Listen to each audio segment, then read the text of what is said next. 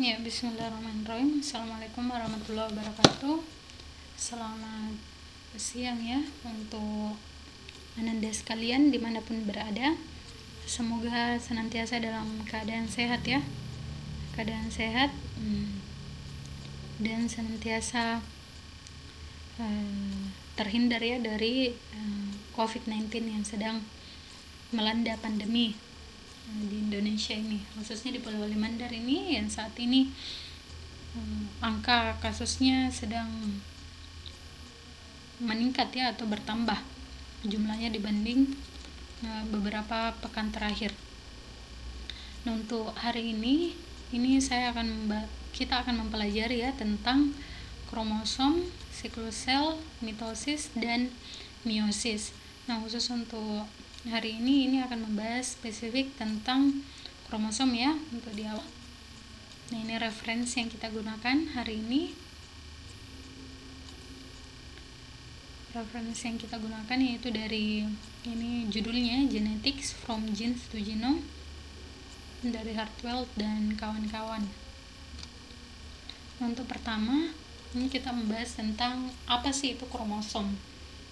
Nah, ini sudah pernah saya gambarkan ya di kelas mengenai struktur kromosom yang berbentuk seperti X.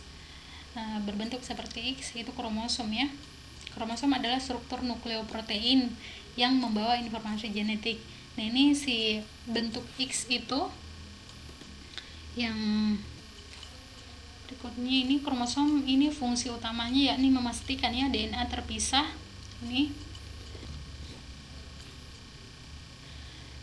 Nah, seperti kita ketahui bersama bahwa makhluk hidup itu ada dua jenis ya dari berdasarkan keberadaan selnya atau struktur selnya. Nah, itu yang pertama adalah prokariotik dan eukariotik. Nah, ini kita bahas yang pertama itu adalah kromosom pada sel prokariotik. Ini pada prokariotik ini atau pada genom bakteri ini terdiri dari satu kromosom melingkar ya. Ini satu kromosom melingkar. Jadi diagram ini representatif dari kromosom bakteri. Ini ada yang ini panjang dari si genom bakteri ini 4 sampai 5 megabase pair ya. Megabase pair 4 sampai 5 megabase pair. Kemudian kondensasi dengan supercoiling. Supercoiling ini yang saling berlekuk-lekuk ini ya masuk, tapi prinsip utamanya dia itu adalah melingkar ya. Sedangkan looping itu dia melingkar utuh tanpa dilekuk-lekuk ke dalam tubuh nukleoid yang padat. Kemudian kromosom mereplikasi atau memperbanyak diri di dalam sel. Kemudian sel membelah dengan pembelahan biner. Jadi pembelahan biner itu jadi sel kemudian menjadi menghasilkan dua anakan yang sama-sama memiliki inti sel. Jadi pembelahan biner itu dilakukan pada umumnya di sel prokariotik ya. Pada genom bakteri itu pada umumnya melakukan pembelahan dengan pembelahan biner.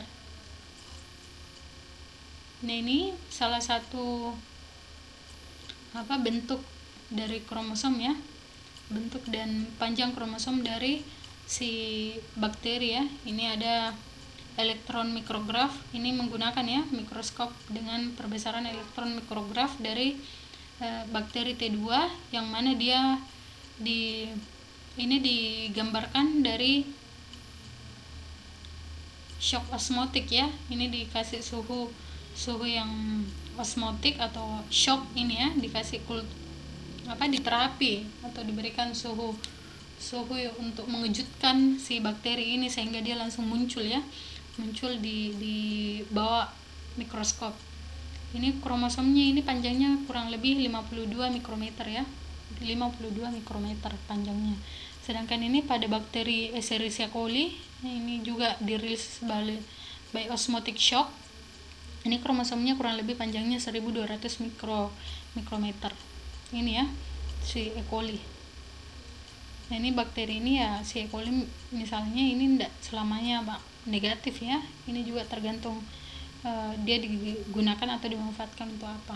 Dan biasanya orang-orang pelaku industri yang menggunakan bakteri ini ya bergelut dengan kromosomnya ini ya, dimodifikasi sedemikian rupa ya sesuai dengan tujuan dan peruntukan si peneliti.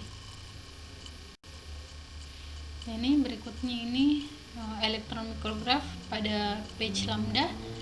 Yang ini gambar A, ini bakterinya ya.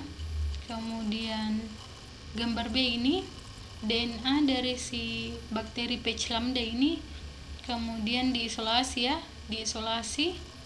Nah, ini setelah diisolasi muncullah gambar B ini. Nah, B ini merupakan DNA ya, DNA dari page lambda ini, page lambda dari gambar A. Ini kromosomnya kurang lebih panjangnya itu adalah 17 mikrometer ya, mikrometer. Nah, ini kemudian materi genetik yang merepresentatifkan virus dan bakteri. Nah, ini misalnya virus itu ada ini X174, ini tipenya DNA. Ini seperti teman-teman ketahui itu asam nukleat itu ada dua tipe ya. Asam nukleat itu ada dua tipe, yaitu DNA dan RNA. Sedangkan materi genetik itu ada protein juga ya kalau materi genetik. Sedangkan kalau untuk asam nukleat itu ada dua jenis saja, yaitu DNA deoksiribonukleik acid, sedangkan RNA itu ribonukleik acid. Sedangkan kalau DNA ini dia misalnya pada si X174 ini tipenya DNA, jenis rantainya itu ada yang untai tunggal atau single strand. Single itu satu atau tunggal, stranded itu ya satu ya, pasangan hanya untai ya. Stranded itu untai ya, untai tunggal. Sedangkan double stranded itu ya untai dua ya, dua untai. Nah, berikutnya yaitu kromosom eukariotik. Nah, ini kromosom eukariotik ini merupakan memegang peranan penting ya di dalam inti sel, di mana dia ini organel untuk pengemasan dan pengelolaan DNA. Setiap kromosom ini mengemas satu molekul DNA yang panjang. Nah, pada gambar ini bisa teman-teman atau Anda sekalian lihat, ini kita ingin melihat aktivitas kohesin ya. Aktivitas kohesin pada proses pembelahan mitosis dan meiosis. Ini selama mitosis, kohesin ini dia menjaga sister kromatid agar tetap bersama ya, selama proses metafase. Selama proses metafase ini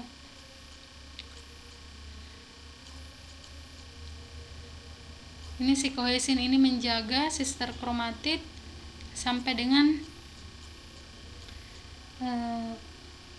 sister kromatid ini tetap bersama sampai pemisahannya di anafase. Nah, di meiosis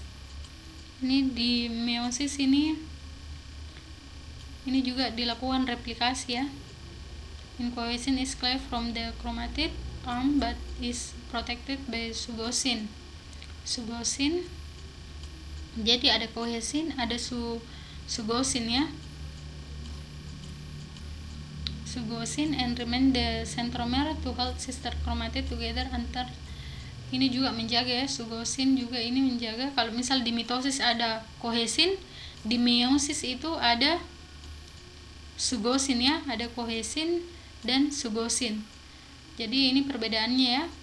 Kohesin ini dia aktivitasnya di mitosis ini hanya satu saja, yaitu kohesin binds, sedangkan di meiosis itu ada tambahan ya, yaitu sugosin.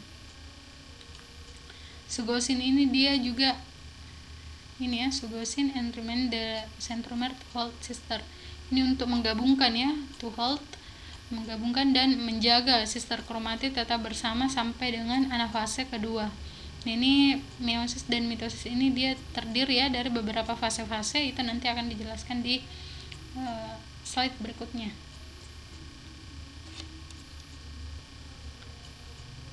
Nah ini tadi ya, mitosis dan meiosis ini penting, yang mana selama proses perkembangan. Nah ini selama proses ini kohesi diperlukan untuk menjaga sister kromatid tetap bersama sampai pemisahannya di anafase. Jadi kohesi ini yang melindungi ya, dibuat oleh kompleks subunit multiprotein yang disebut kohesin. Prosesnya itu kohesi, molekul subunitnya itu multiprotein ini disebut kohesin. Nah, ini kompleks kohesin ini juga penting untuk perbaikan DNA, ekspresi gen, perkembangan dan integritas genom. Berikutnya yaitu komponen-komponen protein dari kromosom itu sendiri. Jadi di dalam kromosom itu selain DNA RNA ternyata ada protein ya, protein yang juga sangat penting dalam proses sentral dogma biologi yang saya jelaskan beberapa pekan lalu. Nah itu protein histon ini nanti yang juga penting ya selama proses transkripsi dan translasi itu di dalam membawa materi-materi genetik itu yang akan diturunkan dari induk ke keturunannya. Nah, ini protein histon ini berlimpah dengan kromatin dari semua sel eukariotik. Jadi khusus histon ini hanya ada pada sel eukariotik ya. Prokaryotik dia tidak punya histon. Ini histon ini protein kecil dengan asam amino dasar dan bermuatan positif lisin dan arginin. Kemudian mengikat dan menetralkan DNA bermuatan negatif. Jadi DNA bermuatan negatif itu dinetralkan ya menggunakan protein histon. Kemudian dia membuat setengah dari semua protein kromatin menurut beratnya. Jadi ini yang beratnya itu tadi misalnya pada bakteri itu berat molekul ya, ini berat molekul bukan panjangnya. Berat molekulnya itu ya ada juga parameter ya yang digunakan untuk mengukur beratnya, mengukur berat si DNA ini. Kemudian ada 5 jenis protein histon yaitu H1, H2A, H2B, H3 dan H4. Nah, histon inti membentuk nukleosom H2A, H2B, H3 dan H4. Tingkat kemiripan histon yang tinggi di antara beragam organisme. Jadi histon ini juga memiliki variasi ya, bervariasi atau beragam di tiap-tiap organisme ya, tergantung jenisnya ya atau organismenya. Kemudian protein non histon adalah kelompok heterogen. Jadi ada juga yang protein non histon yang bukan histon ya. Separuh dari protein dalam kromatin adalah non histon. Jadi separuh dari, jadi hampir setengah ya. Jadi atau setengahnya ini, setengah dari protein dalam kromatin adalah non histon atau bukan histon. Berbagai macam protein non histon itu sekitar 200 sampai dengan 2 juta dalam genom diploid ya. Kemudian berbagai macam fungsi, ini replikasi DNA, misalnya DNA polimerase. Ini pemanjangan DNA ya. Polimerase itu pemanjangan DNA, kemudian segregasi kromosom, misalnya protein motorik kinetochores. Kemudian regulasi transkripsi, kelompok terbesar mengatur transkripsi selama ekspresi gen. Kemudian terjadi dalam jumlah yang berbeda di jaringan yang berbeda karena ya berbagai fungsi ya. Jadi fungsinya beda-beda si non histon ini sendiri. Ini tadi dijelaskan ini terdiri dari 200 sampai 2 juta dalam genom diploid ya. Jadi ya berbeda-beda di setiap jaringan karena memang fungsi dan peruntukannya juga berbeda. Pada gambar sebelumnya ya, ini dia berbentuk lingkaran-lingkaran itu yang saling mengikat. Ini serat kromatin dengan manik-manik berdiameter sekitar 100 ampere dan benang berdiameter 20 ya, 20 ampere. Berikutnya manik ini, yang ini ya, manik-manik nukleosom dengan sekitar 160 base pair DNA yang dibungkus 2 kali di sekitar inti 8 histon. 40 base pair DNA menghubungkan nukleosom ya. Jadi ini dia saling menghubungkan ini. Kemudian analisis difraksi sinar X, ini DNA tidak menggulung dengan mulus. Ini DNA ya, tidak menggulung dengan mulus. Urutan dasar menentukan posisi nukleosom yang disukai sepanjang urutan dasar menentukan posisi nukleosom yang disukai di sepanjang DNA. Ini spasi dan struktur mempengaruhi fungsi genetik. Jadi ini ya, makanya sangat kompleks ini. Longgar sedikit juga ini akan berpengaruh terhadap proses genetik berikutnya ya, karena ya ini saling berkesinambungan antara proses yang satu dan tahapan yang satu dengan komponen-komponen lain yang juga terhubung dengan proses replikasi di dalam sel itu sendiri. Ini jarak nukleosom mempengaruhi ekspresi gen. Jadi ini ya, jarak nukleosom ini mempengaruhi ekspresi gen. Region antar nukleosom tersedia untuk interaksi dengan protein yang terlibat dalam ekspresi, regulasi, dan pemadatan lebih lanjut. Jadi ya ternyata posisinya juga sangat berpengaruh ya terhadap ekspresi gen itu sendiri ya. Jadi sangat berpengaruh menentukan bagaimana dan apakah protein tertentu berinteraksi dengan urutan tertentu. Jadi ini juga ya, kalau misal dia proses koordinasinya berjalan lancar, nah nanti ekspresi gennya juga nanti bisa berhasil ya, atau sesuai dengan tujuan yang diinginkan. Sedangkan kalau misal dia ternyata ada beberapa kendala, nah itu juga bisa nanti menimbulkan kendala-kendala yang tentunya akan menghambat proses ekspresi gen itu sendiri, atau ya ekspresi gennya tidak sesuai dengan yang diharapkan, atau misalnya terjadi mutasi atau perubahan susunan genetik. Kemudian pengemasan menjadi nukleosom memadatkan DNA 7 kali lipat. Ini 2 meter DNA memendek menjadi kurang dari 0,25 meter. Kemudian ini model pemadatan tingkat tinggi berusaha menjelaskan pemadatan ekstrim kromosom pada mitosis. Jadi ini ya, dipadatkan.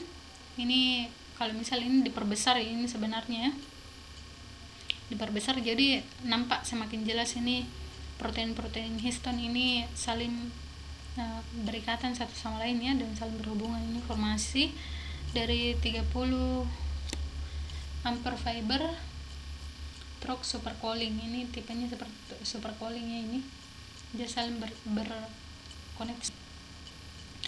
Kemudian ini model peranca loop radial untuk tingkat pemadatan yang lebih tinggi. Ini setiap loop berisi 60-100 kb itu kilobase per DNA yang ditambahkan oleh protein scaffold non-histon. Jadi selain ada protein histon, ternyata ada juga protein scaffold ya.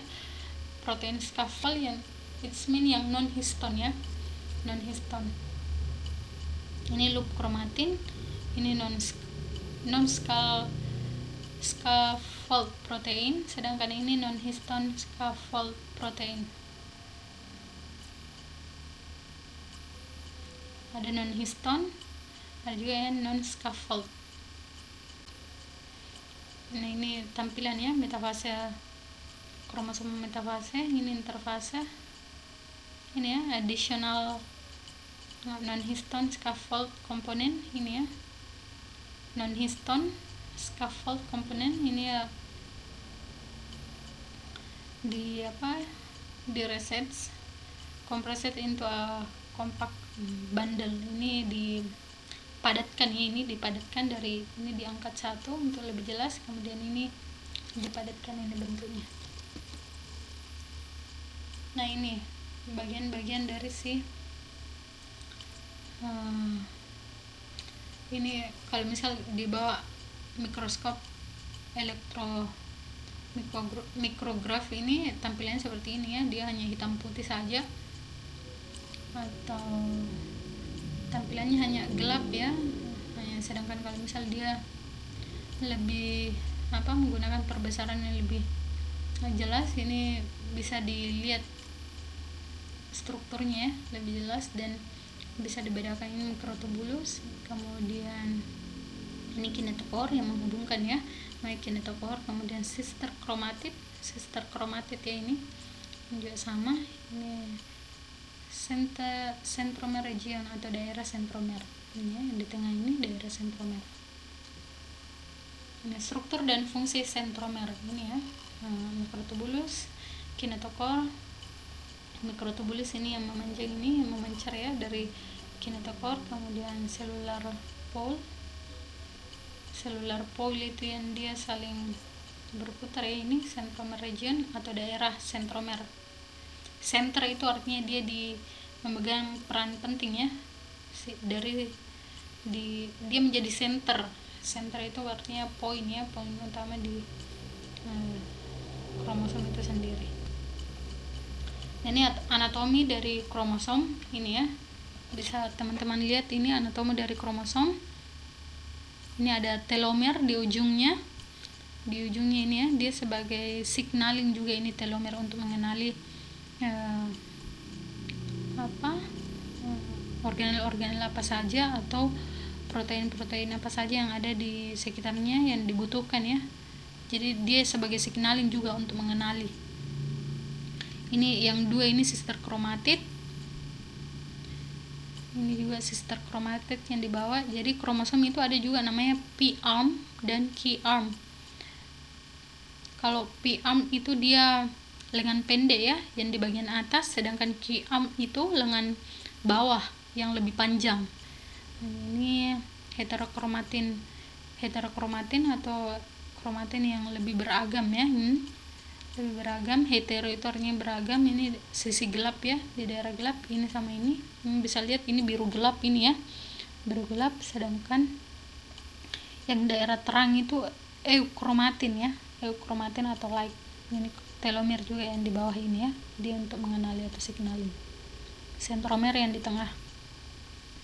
Jadi setiap kromosom memiliki titik penyempitan yang disebut sentromer. Ini titik penyempitan yang membagi kromosom menjadi dua bagian atau dua lengan ya. Jadi sentromer ini membagi menjadi P-arm atau lengan pendek dan Q-arm atau lengan panjang. Lengan pendek kromosom diberi label dengan P-arm, lengan pendek ini ya. Lengan panjang kromosom diberi label dengan Q-arm ini ya. Eukromatin ini dikaitkan dengan gen yang secara aktif ditranskripsikan, sementara heterokromatin itu sebagian besar tidak aktif. Jadi dia aktif di fase-fase tertentu saja ya di dalam sel. Kemudian dalam variegasi ini efek posisi pergerakan gen yang dekat dengan wilayah heterokromatik ini melalui translokasi menyebabkan inaktivasi acak dari gen tersebut. Jadi ya memang dia tipenya inaktivasi ya, karena memang sebagai dampak dari pergerakan normal dari pergerakan gen di wilayah heterokromatik. Nah ini kemudian sentromer lokasi. Jadi ini desain dari si sentromer lokasi ini, dia ternyata membentuk ya beberapa jenis tipe-tipe kromosom. Itu ada namanya metasentrik, yang mana dia sentromernya ada di tengah. Ini sister chromatid di atas, sister chromatid ini atau P-arm-nya di atas. Ini dia equal ya, sama besar. P-arm dan Q-arm-nya itu sama besar. Kalau metasentris, metasentrik ini sentromer lokasinya ini berdasarkan ya lokasi sentromer. Ini ada yang di tengah sentromernya atau middle, itu disebut dengan metasentrik ini ya. Kalau dibagi dua ini seperti ini bentuknya. Sedangkan submetasentrik itu between middle and in. Jadi salah satunya pendek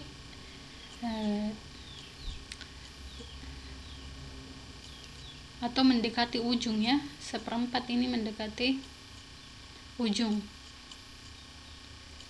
Kemudian akrosentrik ini close, semakin dekat di ujungnya, sangat dekat di ujung, close to end. Ini P-arm-nya sangat pendek ini ya, sangat pendek. Sedangkan Q-arm-nya ini panjang. Sedangkan at the end telosentrik itu dia di ujung ya. Sentromernya terletak di ujung. Jadi dibedakan menjadi 4 ya, yaitu metasentrik, sentromer di tengah, submetasentrik itu sentromer berada atau mendekati ujung. Kemudian akrosentrik itu sekitar di atas submetasentrik ya. Kemudian telosentrik itu dia sentromernya ada di ujung. Jadi ada 4, metasentrik, submetasentrik, akrosentrik, dan telosentrik. Karyotype. Nah ini ya, karyotype, tampilan kromosom homolog berpasangan dari sel. Jadi ya kalau misal kita manusia itu ada tampilan kromosomnya itu adalah ada 22 ya, 22 pasang kromosom tubuh dan 1 pasang kromosom kelamin. Ini misalnya tampilan kromosom ulang, kemudian mengizinkan penentuan jenis kelamin individu, nomor kromosom abnormal, kelainan kromosom lainnya. Ini bentuknya melihat lebih dekat pada karyotype. Struktur yang seperti ini merupakan namanya karyotype ya, karyotype kromosom metafase yang sepenuhnya dipadatkan memiliki pola pita unik yang dapat direproduksi ya. Jadi ini pola pita sangat dapat diproduksi 1, 2, 3, 4, 5 sampai dengan 22. Ini 22 pasang ya. Ini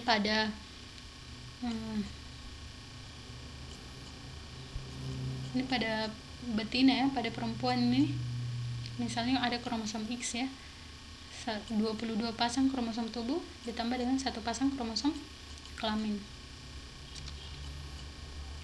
jadi ada 23 pasang ya, 20 pasang. Kemudian ini kita melihat lebih dekat pada karyotype kromosom metafase yang sepenuhnya dipadatkan memiliki pola pita unik yang dapat direproduksi. Nah, ini pola pita membantu menemukan lokasi gen. Jadi ini kromosom ya, bayangkan ini kromosom. Lokasi gen ini untuk color blinds atau buta warna ini. Nah ini ya, semakin diperkecil lagi. Jadi di dalam gen itu tadi atau kromosom itu berisi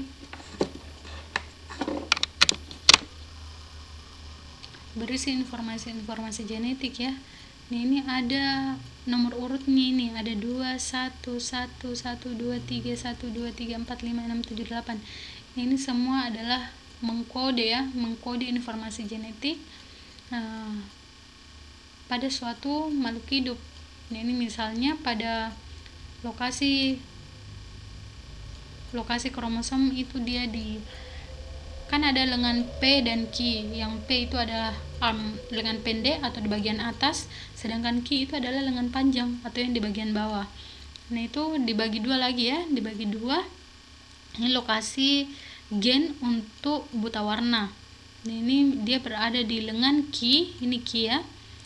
Kemudian posisinya 2 ya, ini dibagi 1, kemudian 2, 7 kiter ya. Jadi ini Q 2 7 di kiter ya, atau telomer. Pola pita ini membantu menemukan lokasi gen.